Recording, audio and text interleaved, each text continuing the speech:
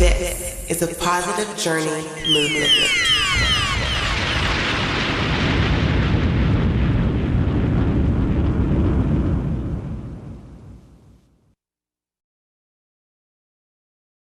Why there's so much frustration in the Six Nations people when you look at nearly 1 million acres of land down to 46,000 acres. There's a big frustration because if nothing else, given the split in the history of our people with the elected council, he talked about that and how that was imposed on us, the traditional people, and how they hold on to what we believe is our government. But if nothing else, we all grew up with the understanding that there's a whole lot of land that belongs to us that no longer exists. Doesn't matter if you're band council, doesn't matter if you're traditional government. We all understand that that land was stolen from us.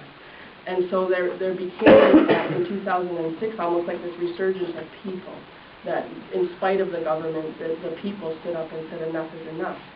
And so it catapulted us to the point where the development of HDI came out of the traditional government, the elected council, took further action in the courts. All this stuff is going on, but the bottom line, and when I came in and I seen your sign, the bottom line is our people want to talk.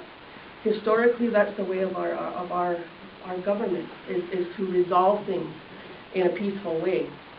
And while our people have every right to demonstrate and to do the things that they believe is necessary to bring it to whatever point where negotiations can exist, what we've been met with is a great dishonor of the Crown. Because to me, the unwillingness of the Crown to truly sit down and negotiate in a respectful and a meaningful way has been very obvious right from the beginning.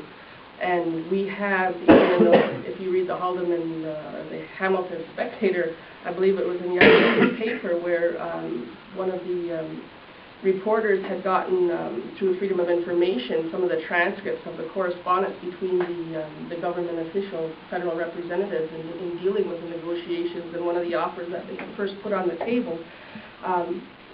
The bottom line is we have a federal negotiator who wants to be John Wayne, and he's at the table, and everything is about his way and how he wants to fix the problem with the Indians, and even his own people are having a very difficult time in trying to assist in this whole negotiation process.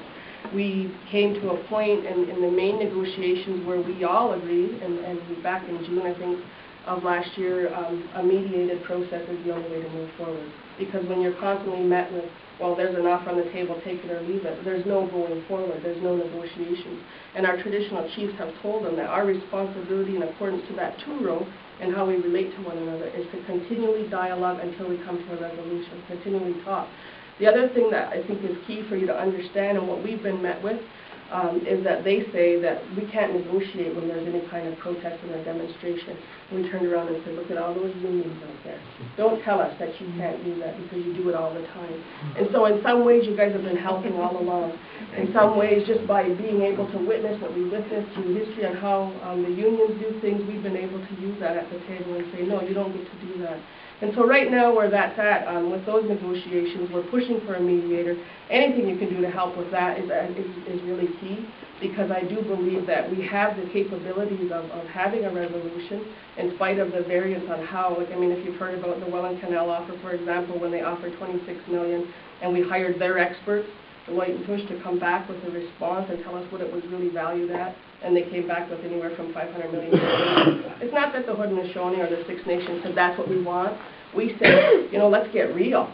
Let's get real and really negotiate. Don't come to us with a figure off the top of your head. Come to us with some meaningful resolution type of thing. So anyway, in the city of Brantford, what we were met with was similar.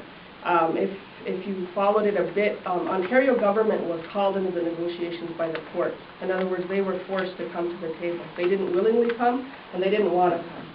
And so what we were met with at that particular negotiation process was Ontario sending Tom Malloy, who sat there and literally said nothing. And for the first probably 4 meetings of that process was us dickering between lawyers and whatnot so that we could have frank discussion. We couldn't even get to a point where we could talk without all of the legal schmazoozle or whatever you want to call it, to where we said, listen, we need to be able to frankly discuss this. And if all we're going to do is you guys are papering up your record so you can run back to the court and say, Judge, they didn't do what they were supposed to do, then it's horse shit, and I don't know why we're here. And those are pretty much the words that I used to them when I spoke. The other thing that they've done, and they don't find it serious, but they've called and they have the Army on standby.